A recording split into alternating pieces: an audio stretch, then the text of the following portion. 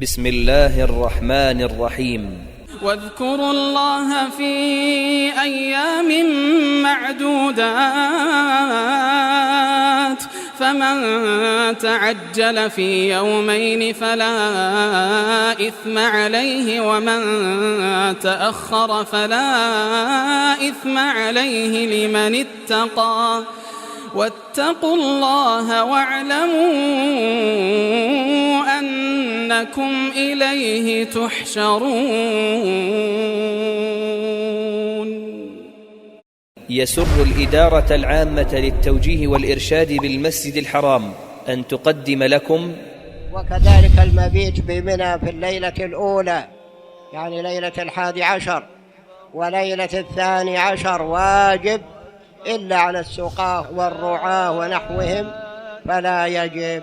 اليوم الثاني اليوم 11 واليوم 12 للمتعجل واليوم 13 لغير المتعجل.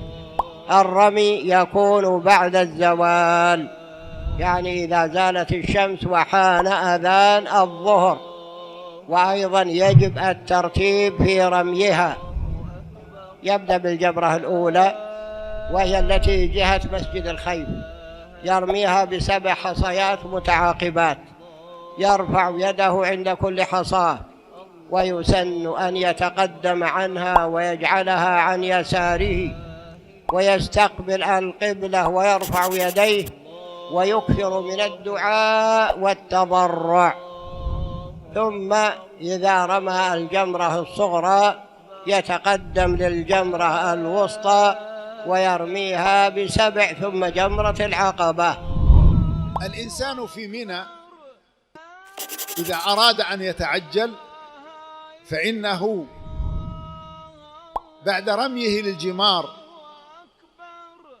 أيام التشريق في اليوم 12 له أن يتعجل بأن يخرج من منى قبل غروب الشمس.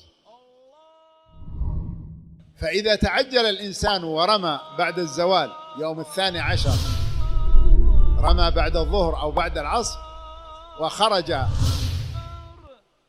من منى قبل غروب الشمس يسقط عنه رمي اليوم المبيت ورمي 13. وإذا كان الإنسان يريد أن يتأخر لل13 فيبيت ليلة 13 ويرمي في اليوم 13 بعد الزوال ثم تنتهي أعمال منى. زيارة المسجد النبوي يا إخوان ليس لها علاقة بالحج. لو حج الإنسان ورجع إلى بلاده حجه كامل وليس فيه نقص.